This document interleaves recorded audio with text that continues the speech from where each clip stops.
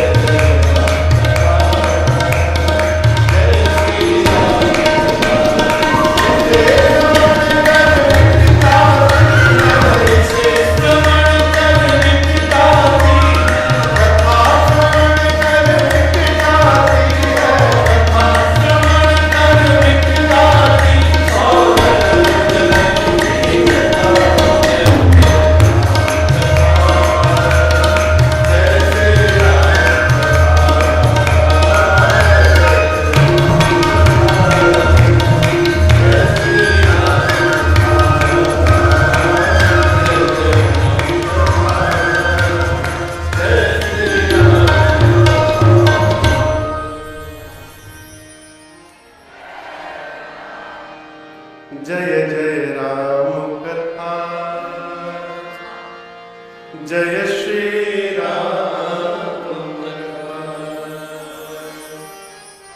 चार घाट हैं।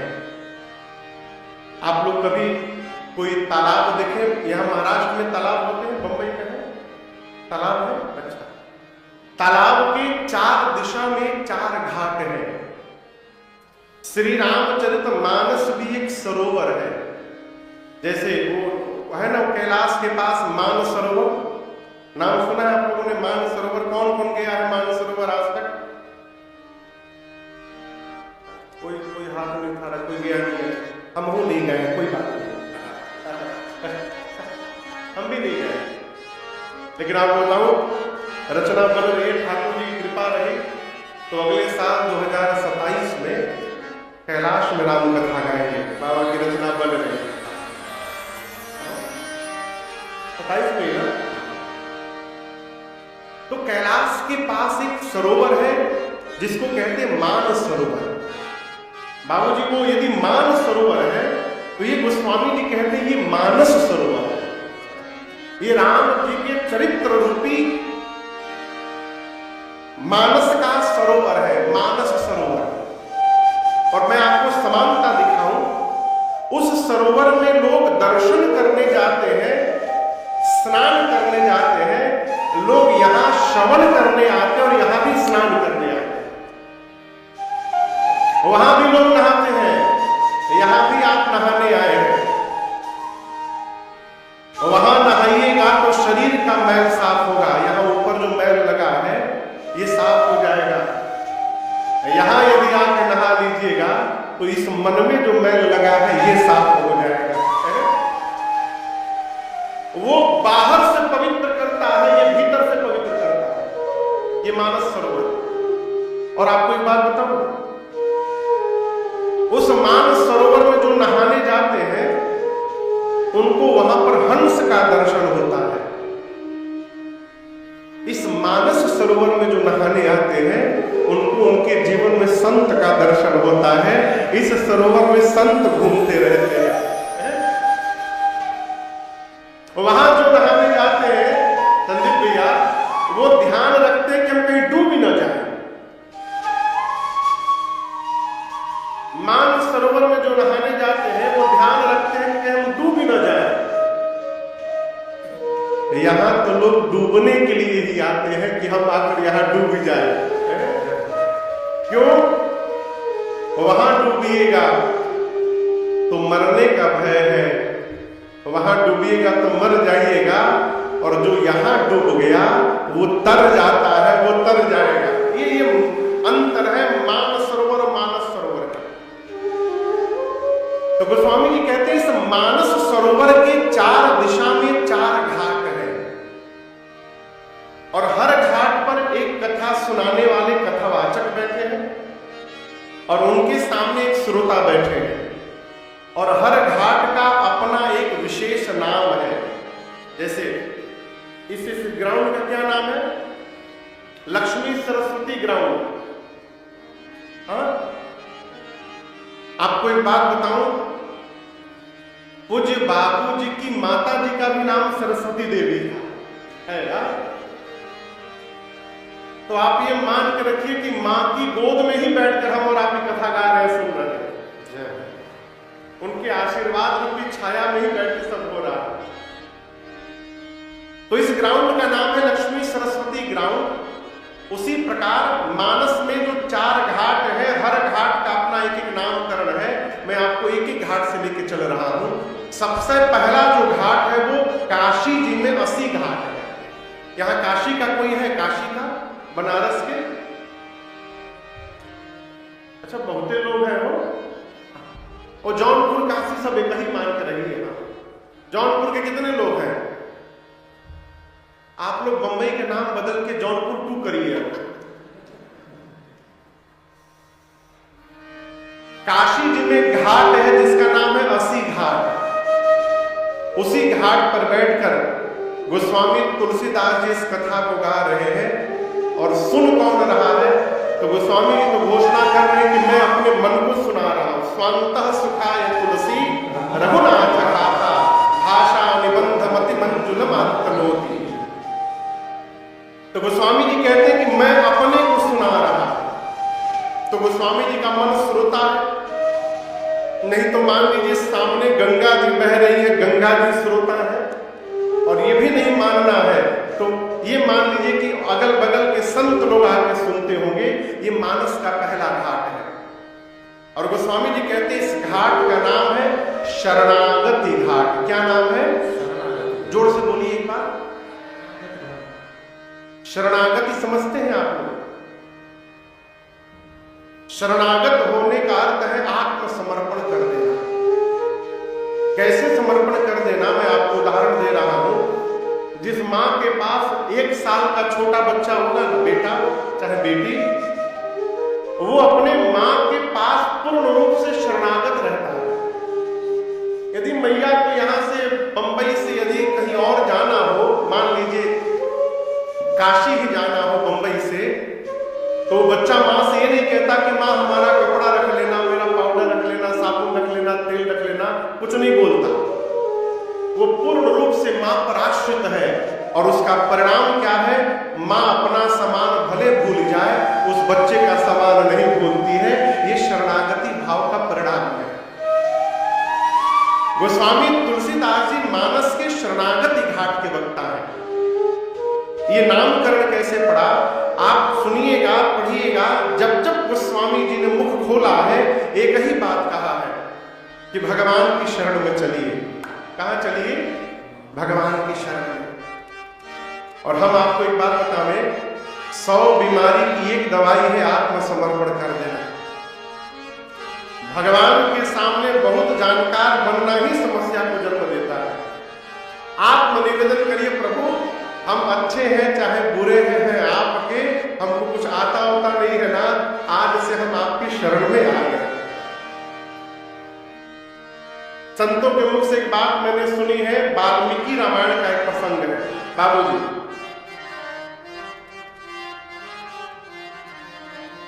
वाल्मीकि रामायण का प्रसंग है। विभीषण जी राम जी के पास आए लंका से। रावण ने उनको मारा है। विभीषण जी समुद्र पार करके राम जी के पास आए। सुग्रीव ने कपियों से कहा कि इसको बांध करके रखो विभीषण को।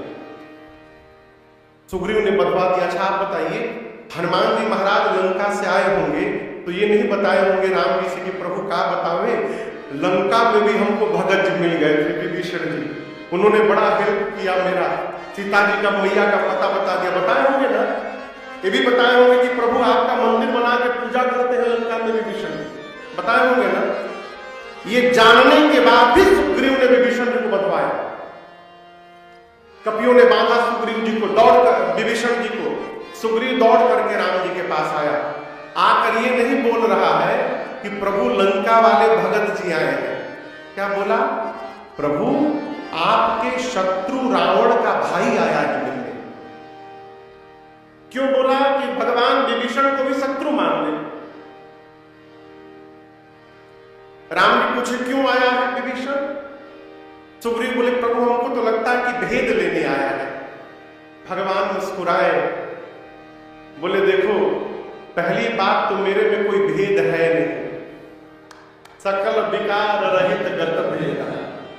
दूसरी बात, यदि वो हमको जानने के लिए आया है तब तो उसको अवश्य लेकर के आओ, क्योंकि सुग्रीव जो मुझे जान लेता है, मुझे जानने के बाद वो मेरा ही हो जाता है, मुझे छोड़ के कहीं जाता, उसको लेकर के आओ। उभय भाग के ही आनहु हसिकह कृपा हिगे, लेकर के आओ उसको। तो श्रीमद् वाल्मीकि रामायण में राम जी यहां एक सूत्र देते हैं सुग्रीव को। आप में से पूजा कौन कौन भगवान की नित्य करता है डेली? हम करते हैं। एकादशी का व्रत बार हर महीने में 2 बार कौन कौन रहता है? और अपने दोनों हाथ ऊपर उठाकर एक बार कह दे कि प्रभु आज तक मैं जगत में भटकता रहा, जगत वाले को अपना बना करके देखता रहा, लेकिन कोई अपना हुआ नहीं ना। हार करके, थक करके अब ये बालक आज से आपकी शरण में आ गया है राज, मैं आपकी शरण में आ गया हूं प्रभु। एक बार जो मनुष्य दोनों हाथ उठा कहता है, राम जी कहते मैं जीवन भर उसकी रक्षा करता हूं, ये मेरा वचन है और सौगंध है। ये शरणागति है, इसका इतना महत्व है। इसलिए आप भी भगवान से प्रार्थना करिए, प्रभु हम शरण में आ गए हैं, इसलिए हे राघव, अरे अवध सैया मोरे छोड़ो न भैया, अवध सैया मोरे छोड़ो न भैया, सिया के सैया मोरे आइए, सिया के सैया मोरे छोड़ो न भैया, जगत सैया मोरे छोड़ो न भैया, जगत सैया मोरे छोड़ो न भैया, छोड़ो न भैया मोरी, छोड़ो न भैया, छोड़ो न भैया मोरी, छोड़ो न भैया, सिया के सैया मोरे सिया के सैया मोरे, अवध सैया मोरे छोड़ो न भैया, अवध सैया मोरे छोड़ो न भैया।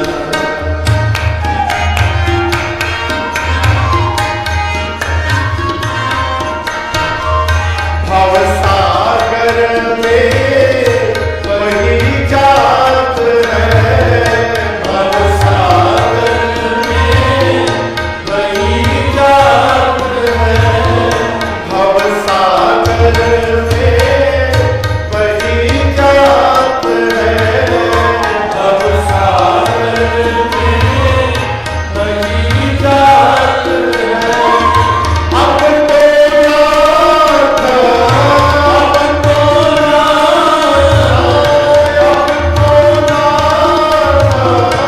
अब तो धरो बहिया मोरे,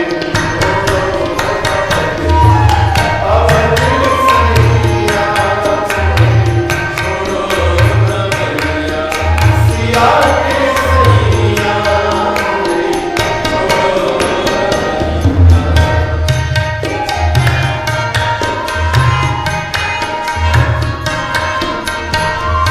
तुम जानत सब अवगुण में हो, तुम जानत सब अवगुण में हो, प्रभु जानत सब अवगुण में हो, प्रभु जानत सब अवगुण में हो, तुमसे नाथ, तुमसे नाथ, तुमसे नाथ, तुमसे नाथ, छिपो नैया अवध सैया मोरे छोड़ो न भैया, जगत सैया मोरे छोड़ो न भैया।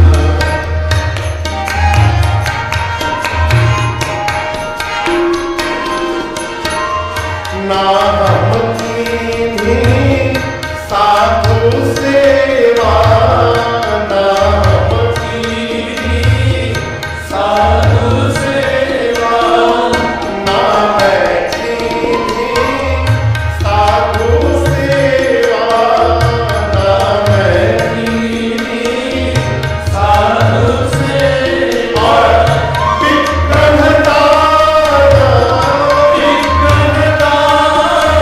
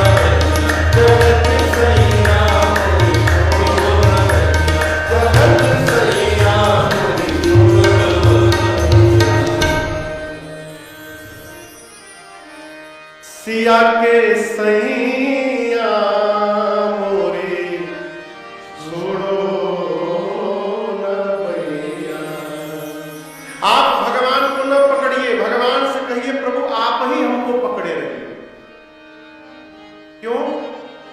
हम तो जीव है ना वो, हम यदि पकड़ेंगे तो माया के प्रभाव से छोड़ दिया करेंगे। हमको लोग कहते हैं महाराज हम जब पूजा करने बैठते हैं तो मनवा बहुत भटकता है। ऐसे नहीं भटकेगा, लेकिन जब पूजा करने बैठेंगे तो ना जाने कैसा कैसा ख्याल आने लगता है। अब हम उनको क्या बतावे, हमरो भटकत है, हमरो भटकत है। यदि हमारा आपका मन भटक रहा है तो इसमें आश्चर्यचकित होने का कोई विषय नहीं है। मैं सीधा उदाहरण आपको दूं, यदि मैं आपके घर में आकर रहूं तो आप लोग हमको रहने दीजिएगा घर में? कोई बोल नहीं रहा। कितने दिन रखिएगा? अब कोई नहीं बोल रहा।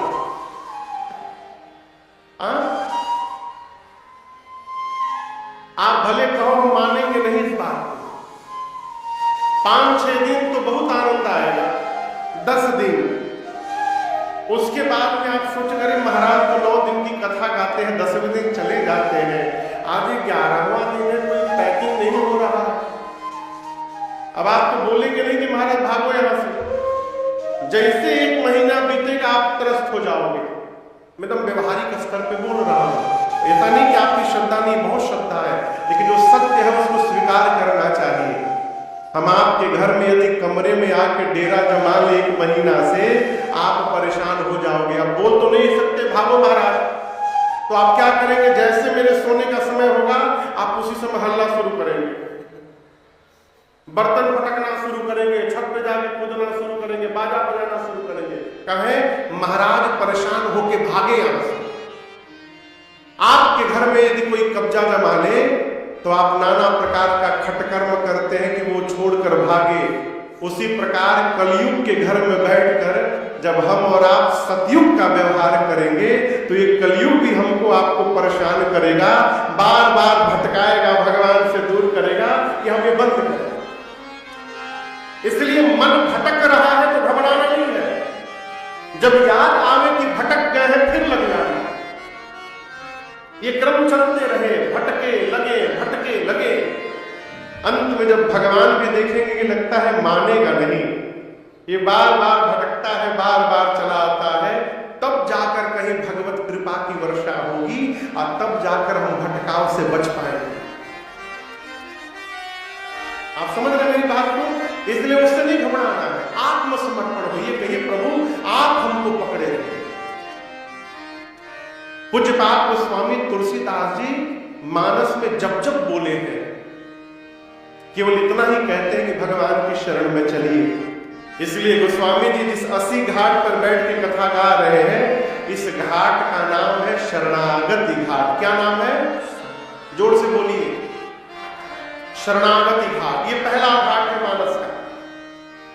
अब गोस्वामी जी कहते हैं मैं उस कथा को सुनाने जा रहा हूं जो तीर्थराज प्रयाग में याज्ञवल्क्य मुनि ने श्री भरद्वाज जी को सुनाई थी।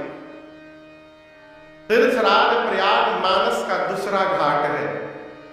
यहां कथावाचक है याज्ञवल्क्य मुनि और श्रोता है मूल रूप से श्री भरद्वाज नाम के मुनि। इस घाट का नाम है कर्मकांड घाट। कैसे? याज्ञवल्क्य ऋषि ने पूरे मानस में जब जब बोला है तो कैसे कर्म को व्यवस्थित करना है यही बोला है। इस घाट की एक दोहा मैं आपको सुनाता हूं। भरद्वाज जी राम जी जब गए हैं तो उनसे कहते हैं प्रभु कर्म बचन मन छाड़ी छल। बाबूजी भरद्वाज जी कहते हैं राम जी से कि प्रभु कर्म, जोड़ बोलिए पीछे पीछे बोलिए, कर्म बोलिए, हाँ, बचन मन छाड़ी छल। हम ऐसे इतने बोले रहा, कर्म से, मन से और वचन से छल छोड़कर, हे रघुनाथ जी जब लगी जनन तुम्हार। मनुष्य जब तक मनसा वाचा कर्मणा छल छोड़कर आपका नहीं होगा तब लगी सुख सपने हूं नहीं किए कोटि उपचार। भरद्वाज जी कहते हैं मनुष्य करोड़ों उपाय कर ले, उसको जीवन में सपने में भी सुख प्राप्त होने वाला नहीं है।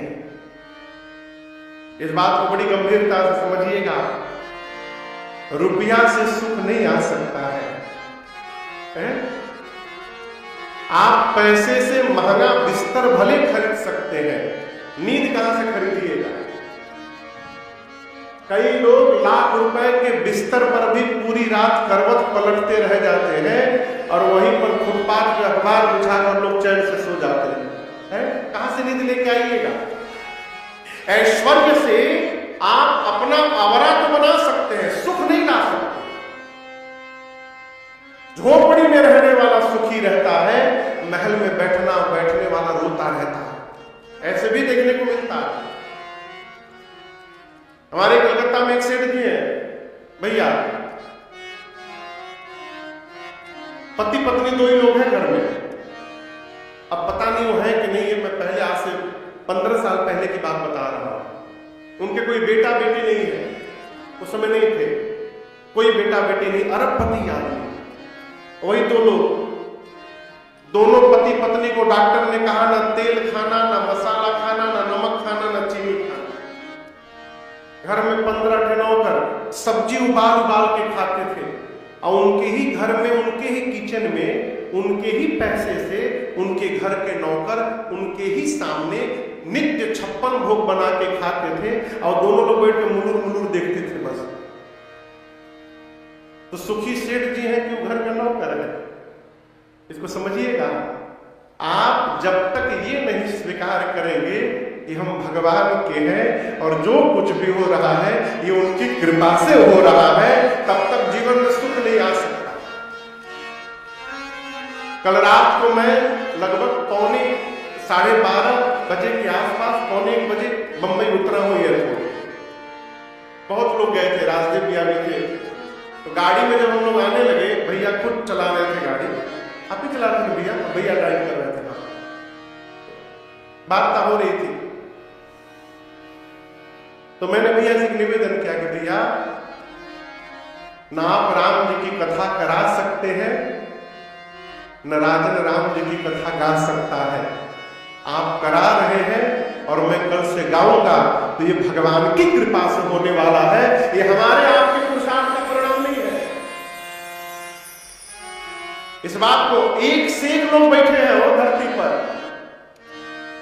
एक से एक लोग बैठे हैं। हमारी आपकी कोई क्षमता, कोई औकात नहीं है, उसके बाद भी हम और आप परमार्थ में लगे हुए हैं। ये भगवान की विशेष कृपा का परिणाम है कि हम और आप इस मार्ग पे चल रहे हैं। तो जीवन में व्यवहार करते हुए, कैसे ऐश्वर्य में रहते हुए भगवत शरणागति में प्रवेश करना है, इस कर्म को तीर्थराज प्रयाग में याज्ञवल्क्य मुनि ने बताया। इसलिए मानस के दूसरे घाट का नाम है कर्मकांड घाट। अब याज्ञवल्क्य मुनि कहते हैं, भरद्वाज जी, मैं आपको वो कथा सुनाने जा रहा हूं जो कैलाश में बैठकर भगवान शंकर ने मां पार्वती जी को सुनाई थी। ये मानस का तीसरा घाट है, कैलाश पर्वत। यहां पर कथावाचक के रूप में भगवान शंकर विराजमान है और श्रोता के रूप में साक्षात मां भवानी जी विराजमान है। स्थान है कैलाश का शिखर और इस घाट का नाम है ज्ञान घाट। क्या नाम है? ज्ञान घाट। श्री रामचरितमानस में ज्ञान की जितनी बात है, ज्ञान की, वो सब शंकर जी ने कही है। मैं आपको एक चौपाई देता हूं। शंकर जी मां पार्वती से कहते हैं, उमा कहूं मैं अनुभव अभुना। भैया कितनी विशेष बात। शंकर जी कह रहे सुनी सुनाई बात नहीं बोल रहा हूं। क्या बोल रहा हूं? अपना अनुभव बोल रहा हूं। और अनुभव में आने के बाद जो बात कही जाए उसका प्रभाव समाज पर बहुत अधिक पड़ता है। घर के बुजुर्ग लोग कहते हैं बाबू हई घाम में बरवा देखे उज्जर भाई। हमारे एक चाचा जी हैं कलकत्ता में, उनके सारे बाल सफेद हैं, तो जब गुस्साते हैं ना बाबूजी वो कहते हैं कि देखा ना वो कि धूप में सफेद नहीं है भाई, अनुभव से सफेद हुआ है। हम जो कह रहे हैं जीवन का अनुभव बता रहे हैं। तो मां पार्वती से भगवान शंकर कहते उमा उमा कहूं मैं अनुभव क्या सत हरि भजन जगत सब। भगवान शंकर बोले उमा इस जगत में भगवान का भजन ही सत्य है, बाकी सब झूठ है। अब भजन का क्या अर्थ है? माला लेके दिन भर जपना ही भजन नहीं है, समझिएगा।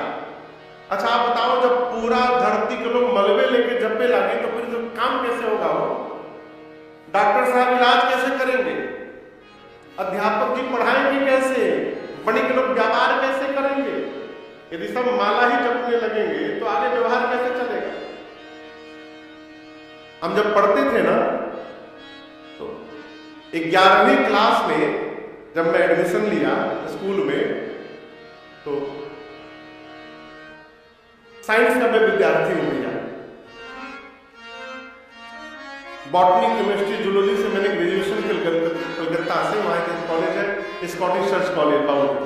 जब मैं 11वीं में आया तो एक मैथ के हम लोग के सर थे, आपको शायद नहीं है, पूज्य GN राय सर, बड़े कड़क थे। तो पहला दिन जो इंट्रोडक्शन हुआ उनका क्लास में आए, सारे बच्चे लोग बैठे थे, तो बोले देखो आर्ट्स वाला विद्यार्थी, ये उनकी बात मैं बता रहा हूं, मेरा शब्द नहीं है, उनके शब्द है।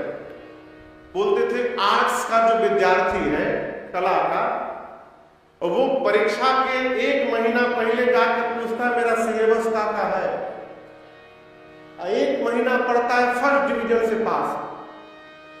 कॉमर्स वाला 4-5 महीना पढ़ता है, चाहे डेली 1-1 घंटा 2-2 घंटा भी पढ़े तो फर्स्ट डिवीजन से पास। और साइंस वाला रोज 10-10 घंटा पढ़ता है, उसके बाद वो फेल हो जाता है। ऐसा वो प्रवचन दिए हम लोगों को। बोले अरे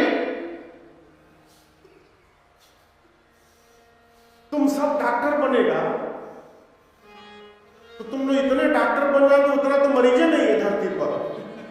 अब ऐसा वो बोल दिए कि कई बच्चे साइंस में से कॉमर्स में चले गए, आर्ट्स में चले गए छोड़ छाड़ के। तो ये उनकी बात है। आप कुछ भी कर लीजिए जीवन में, कुछ भी बन जाइए, यदि आप भजन में नहीं लगे हैं तो आप सब कुछ होकर भी कुछ नहीं हो पाए। अब इसमें प्रवेश करा जाए, भजन क्या है?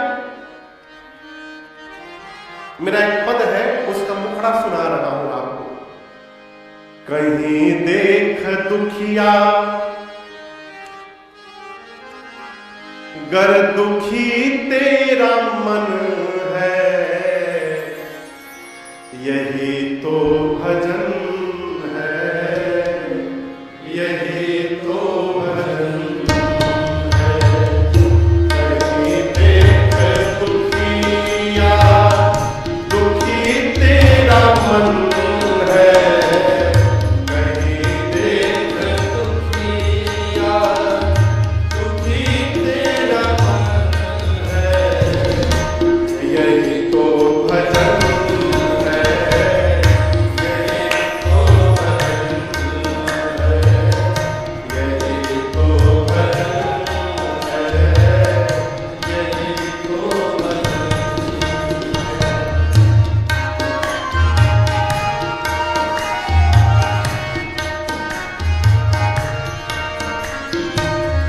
कोई गिर गया है, मैं कैसे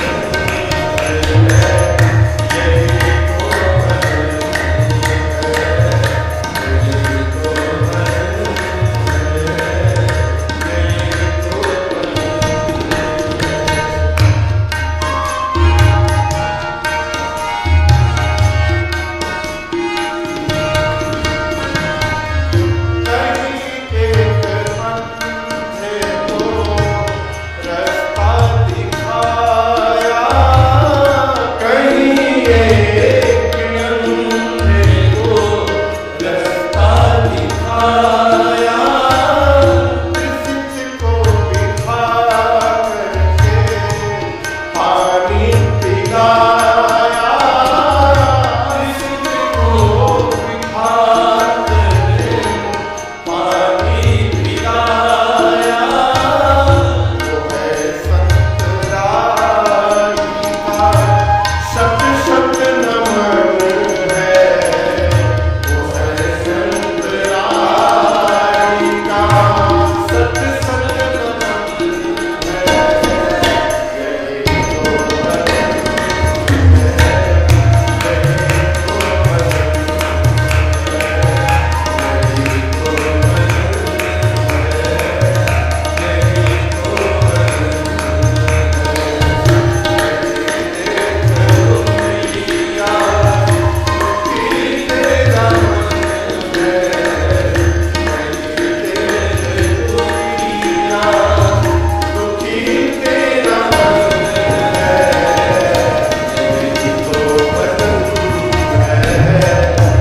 यही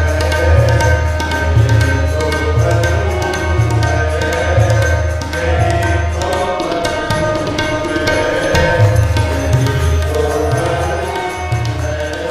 भजन है, यही तो भजन क्या है? यदि हम किसी की पीड़ा का अनुभव कर पा रहे हैं, ये जीवन का भजन है। आप यदि किसी के दुख को महसूस कर पा रहे हैं, ये जीवन का भजन है।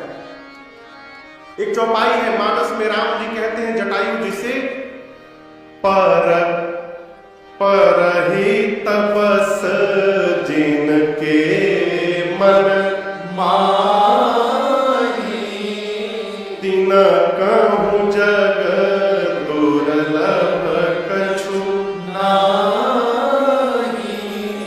राम जी कहते हैं जिस मनुष्य के मन में परहित का भाव आ जाए, करे न करे ये बाद की बात है। केवल मन में यदि उसके परहित की भाव आ जाए, उस मनुष्य के लिए जीवन में कुछ भी असंभव नहीं। ये राम जी के वचन है। अभी परहित का है, परहित का है, परहित कभी सुने हैं परहित शब्द? एक माई आई, मुझे याद है अयोध्या में, मैं पूज्य महाराज श्री के पास बैठा था। बाबूजी एक माई आई महाराज जी से मेरे मिलने, तो आकर बोली सरकार आप बोलते हैं ना परहित करो परहित करो, हम पिछले महीना 25,000 का परहित किए हैं महाराज। तो महाराज पूछे का की हो? तो बोली महाराज पैसा जमा किए थे 25,000 रुपया, बेटी को एक बढ़िया सा फ्रिज खरीद के दे दिए हैं। तो महाराज बोले इसको भी तुम परहित में गिन के रखी हो? ये परहित है? बेटा के लिए, बेटी के लिए, भांजा भांजी के लिए, भतीजा भतीजी के लिए, इनके लिए करना ये परहित नहीं है। परहित कौन? जिसको न आप जानते हो न जो आपको जानता है, जिसके साथ आपका कोई संबंध नहीं है, और आज के बाद जो दोबारा कभी आपको मिलेगा नहीं, ऐसे किसी जीव का यदि आप हित कर रहे हैं, इस व्यवहार को कहते हैं परहित। और राम जी कहते हैं परहित करने का भाव भी यदि आ जाए, करे ना करे बात की बात। बाबू ये कैसे? उदाहरण दे रहा हूं। आप सड़क पे चल रहे हैं, सड़क किधर है? इधर है किधर है? अच्छा इधर है, हाँ बंद हो गया, पता नहीं चल रहा किधर है। हाँ सामने सड़क है, आप सड़क पे जा रहे हैं, मुख्य सड़क पर, रास्ते में कोई आपको ना बहुत भूखा व्यक्ति दिखाई पड़ गया, आपके पास पैसा नहीं है, लेकिन उसको देख करके आपके मन में भाव आ गया कि काश हमारे पास कुछ रहता ना तो हम इनको एक रोटी खिला देते इस समय। इतना भी जिसके मन में भाव आ गया, राम जी कहते हैं उस मनुष्य के लिए संसार में कुछ भी असंभव नहीं है। ये परोपकार है भाई। और मेरी प्रार्थना है आरती करिए, भगवान पर खूब महंगा महंगा सामान चढ़ाइए, लेकिन उसके साथ ये भी करते रहिए, क्योंकि यदि ये नहीं हुआ ना तो सब किया व्यर्थ। परोपकार करते रहिए। भारत के बड़े अद्भुत संत हुए पूज्य श्री पथिक जी महाराज, उनका एक पद है, बताइएगा मैं कैसे गा रहा हूं। कहते हैं, क्या कहते हैं?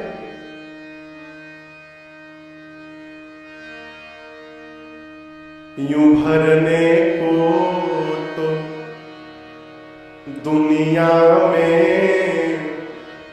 पशु भी पेट भरते हैं,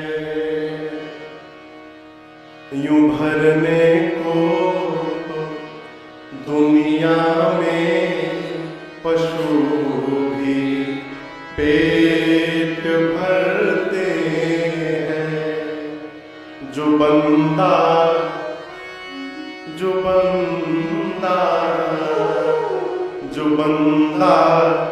बांट कर खाए उसे इंसान कहते हैं, जो बंदा बांट कर खाए उसे इंसान कहते हैं।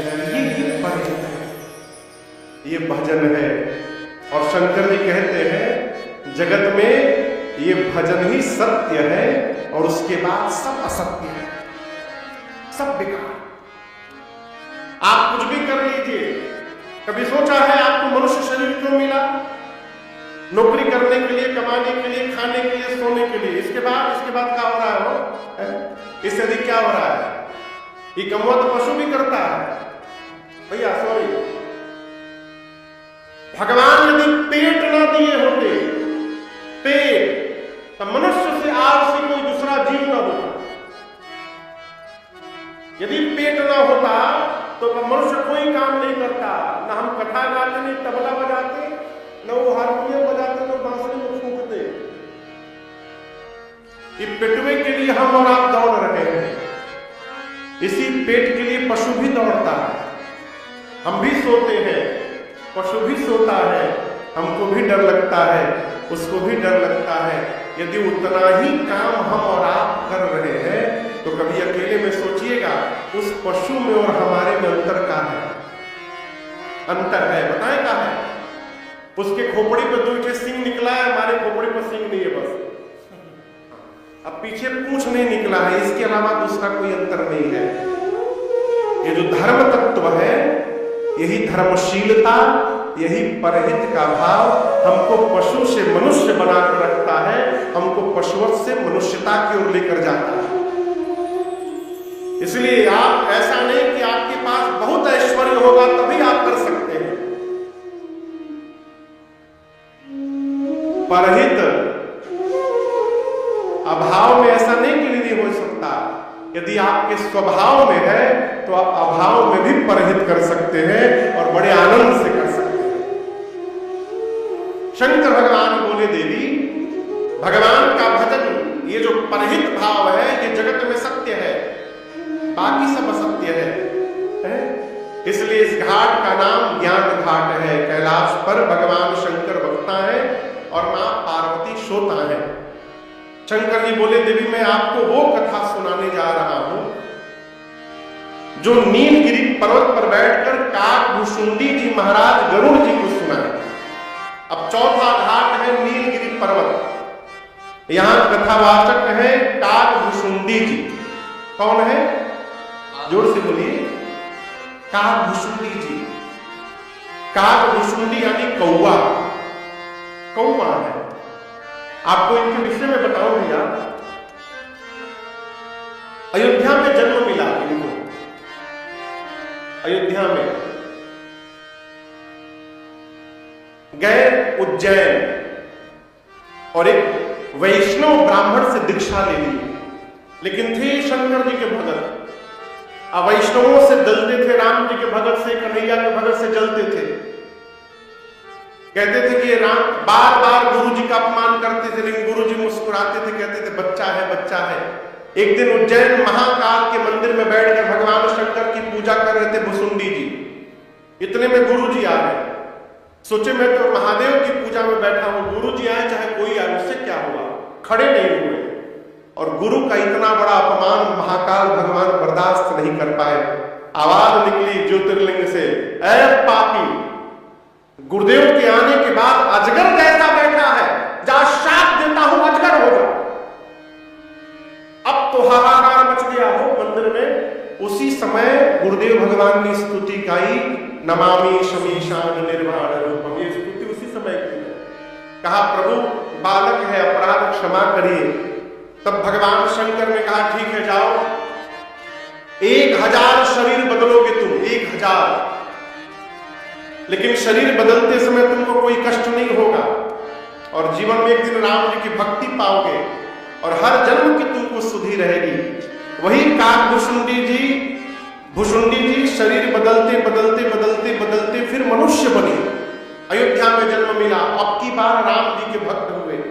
बचपन में माता पिता मर गए उनके। जब माता पिता मर गए तो घर से निकल गए, घूमते घूमते वन में लोमस ऋषि के पास गए। लोमस ऋषि को प्रणाम करके भुषुंडी जी ने कहा कि मुनिवर हमको राम जी की कथा सुनाइए। लोमस ऋषि राम जी की कथा सुनाते सुनाते ब्रह्म की कथा में पहुंच गए, निराकार भगवान की चर्चा करने लगे। जब कथा हो जाए तो भुषुंडी जी फिर बोले हमको राम जी की कथा सुनाइए। अब ये बोले राम जी की कथा सुनाइए, वो सुनाए ब्रह्म की कथा। जब ऐसे कई बार हुआ ना, बार बार बोले राम जी की कथा सुनाइए, राम जी की कथा सुनाइए, लोमस ऋषि को आ गया क्रोध। बोले मैं जो बोल रहा हूं वो नहीं सुन रहा है, कौवे की तरह कांव कांव करता है, जा शाप दे रहा हूं, चांडाल कौवा हो जाए। उसी समय भुषुंडी जी जो मनुष्य थे कौवा बन गए। उनका नाम हुआ काकभुषुंडी। जैसे कौवा बने ना, काकभुषुंडी नाचने लगे। किसी ने कहा ये नाचने का समय नहीं है, रोने का समय है। आप मनुष्य थे, आपको कौवा बना दिया गया। काकभुषुंडी जी रो कर बोले देखो भगवान ने मेरे पर बड़ी कृपा कर दी। कैसे? यदि मनुष्य रहता और राम जी अवतार लेते, यदि मैं अयोध्या मिलने जाता तो बताओ मुझे कोई द्वार से भीतर जाने देता? मुझे द्वार पर रोक दिया जाता, कोई मुझे जाने नहीं दिया। भगवान ने मुझे कौवा बनाकर पंख दे दिया है। अब किसी से पूछने की आवश्यकता नहीं, मैं उड़कर भगवान के आंगन में उतर सकता हूं। ये भगवान की कृपा है। ये क्या है? भगवान का भक्त वही है जो हर परिस्थिति को भगवत कृपा मान ले। जीवन के हर स्थिति को भगवान की कृपा दर्शन करे तो भगवान का भक्त। वही काकभुषुंडी जी को राम जी की भक्ति मिली। चौथे घाट पर वो कथावाचक है, कौवा कथा गा रहा है, आप दर्शन करिए। और श्रोता कौन है? पक्षियों के राजा है गरुड़ जी महाराज। वो राम कथा सुनने के लिए आए हैं। ये चौथा घाट है और इस घाट का नाम है भक्ति घाट। क्या नाम है? भक्ति घाट। जोर से बोलिए, भक्ति घाट। क्यों भक्ति घाट नाम है? भक्ति की जीवन में क्या महिमा है, भक्ति आने के बाद जीवन में क्या क्या बदलाव होता है, और ये राम जी की भक्ति जीवन में मिलेगी कैसे, ये सारी की सारी बातें उत्तरकांड में श्री काकभुषुंडी जी महाराज ने गरुड़ जी को बताई है। इसलिए इस घाट का नाम है भक्ति घाट। सबसे पहला घाट याद है? शरणागति घाट। क्या नाम था? शरणागति घाट। अच्छा, गोस्वामी जी वक्ता है और उनका मन श्रोता है। दूसरा घाट कर्मकांड घाट। क्या नाम है? याज्ञवल्क्य ऋषि वक्ता है, भरद्वाज जी श्रोता है। तीसरा घाट ज्ञान घाट, कैलाश भगवान शंकर वक्ता है और पार्वती जी श्रोता है। और चौथा घाट भक्ति घाट है, जहां पर काकभुषुंडी जी वक्ता है और गरुड़ जी महाराज श्रोता है। ये मानस के 4 घाट है। 5वां घाट गोरेगांव वेस्ट में स्थित ये बांगुर नगर में ये लक्ष्मी सरस्वती ग्राउंड का पंडाल है। बाबू ये 5वां घाट है। यहां पर वक्ता बनाकर ठाकुर जी ने राजन को बिठाया है और प्रधान श्रोता बनाकर पूज्य बाबू जी को बिठाया है। पूरा परिवार बैठा है, आप लोग बैठे हैं। हम कौन सी राम कथा गाएंगे? तो इन चारों घाटों पर चारों वक्ताओं ने जो कथा गाई मैंने अपने पूज्य महाराज श्री के श्री मुख से जो कथा सुनी और जितनी मेरी बुद्धि में समझ में आई, आज से लेकर आने वाले 9 दिनों तक यहां से मैं आपको सुनाने का प्रयास करूंगा। और इस घाट का नाम है प्रेम घाट। मैं प्रेम से सुनाने का प्रयास करूंगा और ये आशा करूंगा आप प्रेम से सुनने का प्रयास करें। ये मानस के घाट हुए। आपको बताऊं, गोस्वामी तुलसीदास जी महाराज ने श्री रामचरितमानस की रचना अवधी भाषा में की है। किस भाषा में? अवधी भाषा। अच्छा, आप बताओ, आपके घर में कितने लोग के घर में रामचरितमानस है? अच्छा, सबके घर में है। ये भैया मानस जी है ना, ये लाल कपड़े में बांटा जाएगा 9वें दिन। अच्छा, ठीक है, बहुत बढ़िया, अच्छी पहल है, बहुत बढ़िया, साधुवाद, जय जय, क्या बात। हाँ, तो किसी घर में मानस जी है? हाथ उठाइए। अच्छी बात, आप नीचे रखिए, हाथ नीचे रखिए। कौन कौन पढ़ता है नित्य? अब तो कोई उठा ही नहीं रहा है। मुश्किल से 5% लोग उठाए हैं और बाकी लोग क्या करते हैं? लाल कपड़ा में बांध के, बढ़िया मखमल वाले में पेठन लगा के, अब पूजा घर में रख कर रोज सवेरे सवेरे आरती उतारते हैं, अगरबत्ती धूप बत्ती दिखाते हैं, करते हैं ना। इससे कुछ नहीं होगा। किताब में पढ़ी हुई विद्या जब तक किताब से निकलकर मस्तिष्क में न पहुंचे, तब तक उसका प्रभाव आपके जीवन में नहीं आएगा। हमारा ही रुपया यदि आपके हाथ में है तो हम माने रहे कि हमारा रुपया, हमको कुछ मिलेगा नहीं। हमारे काम कब आएगा? जब वो हमारे हाथ में आएगा। पुस्तकें पढ़ी विद्या पर हस्ते गतम धनम। एक आदमी था, मैं कथा बार बार सुनाता हूं, फिर सुना रहा हूं आपको। बाबूजी, एक आदमी था, बड़ा होमवर्क किया था, अपने 55 रिलेटिव का नाम लिखा था एक डायरी में। 55 रिलेटिव्स का नाम लिखा था और हर रविवार को अपने एक रिश्तेदार के घर जाता था। इतना होमवर्क किया था कि एक रिश्तेदार के पास साल में एक ही बार जाना पड़े। संडे को जाए, सवेरे 10 बजे जाके बैठ जाए, चाय पानी पिए। बोले भाई साहब क्या बताऊं, उस समय एटीएम नहीं होता था, आज से 30-35 साल पहले की बात है। जाकर के भाई साहब क्या बताऊं, आज तो रविवार है, बैंक बंद है, बैंक में बहुत रुपया है, बैंक में, लेकिन बैंक तो आज बंद है। क्या बताऊं, 5,000 रुपया यदि आप दे देंगे ना तो आनंद हो जाएगा। 5,000 मांग के ले जाए, एक सप्ताह आनंद करे, अगले रविवार को फिर दूसरे रिश्तेदार घर पहुंच जाए और यही बोले बैंक में तो बहुत रुपया, लेकिन क्या करूं, आज संडे बैंक बंद है। सालों साल चले ऐसे उसका। एक बार एक रिलेटिव के पास गया, जाकर बोला कि क्या बताऊं भाई साहब, बैंक बंद है, आज रविवार है, तो बैंक में तो बहुत रुपया है। उसने कहा ये बताओ, बैंक में बहुत रुपया तो एक दिन और बर्दाश्त कर लो, कल बैंक खुल जाएगा सोमवार को। तुम हर रविवार को क्यों आ जाते हो? सोमवार को कल बैंक से ले लो। बोला कि बैंक तो कल खुल जाएगा, लेकिन मैं ले नहीं पाऊंगा बैंक से। बोला क्यों? बोला बैंक में रुपया तो है, लेकिन उस बैंक में मेरा अकाउंट नहीं है। तो उसकी बात सही है, बैंक में बहुत रुपया है, लेकिन जब तक आप अकाउंट नहीं खोलिएगा, उसमें कुछ क्रेडिट डेबिट नहीं करिएगा, तब तक आपको क्या मिलेगा? कुछ नहीं मिलेगा। उसी प्रकार इस रामचरितमानस रूपी बैंक में बहुत ज्ञान है, ये सत्य है, लेकिन हमको आपको इसमें अकाउंट खोलना पड़ेगा, अपना समय इसमें क्रेडिट करना पड़ेगा और इसका ज्ञान इसमें से डेबिट करना पड़ेगा, तब जाकर इसका लाभ मिलेगा। इसलिए मानस को पढ़िए। एक व्यक्ति से मैंने पूछा कि आप पढ़ते हो? बोले महाराज संस्कृत में लिखे ना गोस्वामी जी, समझ में नहीं आता। अब सोचिए, उसको ये पता नहीं कि गोस्वामी जी किस भाषा में लिखे हैं, किस भाषा में लिखा है आपको पता है? अवधि में। और इसका प्रभाव क्या है मैं आपको दिखा रहा हूं। गीता का श्लोक कितने लोगों को याद है? गीता का एक श्लोक, एक दो श्लोक हमको याद है, भैया को भी याद है, सबको नहीं याद है। अच्छा, शिव महापुराण का एक श्लोक कितने लोग को याद है? वहां विप्र देवता है, उनको याद है, बस हमको भी नहीं याद है। श्रीमद् भागवत महापुराण का एक श्लोक कितने लोग को याद है? अभी भी 4-5 लोग हाथ खड़ा किए केवल। अच्छा, आप बताइए, रामचरित मानस की कम से कम एक चौपाई कितने लोग को याद है? एक चौपाई। जो हाथ नहीं उठाया उसको नहीं याद है। आइए मेरे साथ गाइए, इति मंगल भावाया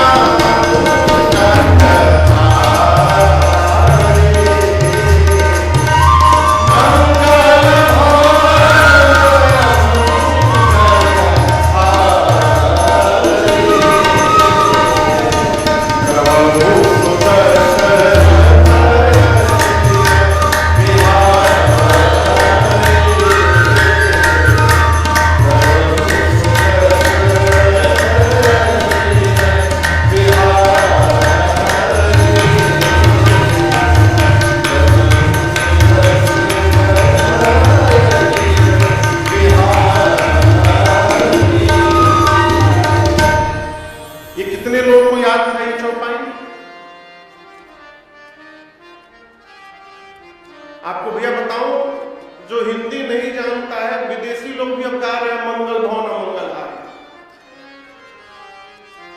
ये रील बनाने वालों ने ऐसी दुर्गति की है इस चौपाई की, हम आपको क्या बता रहे हैं।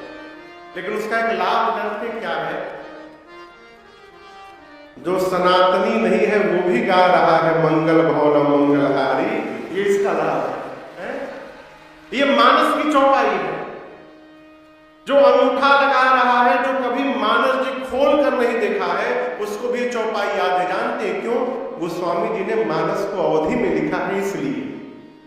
यदि संस्कृत में लिख दिए होते तो ना हम आपको सुना पाते, ना आप बैठ कर यहां सुन पाते। इतना छोड़िए, मानस जी का एक दोहा कितने लोग को याद है? एक दोहा, कम से कम एक दोहा।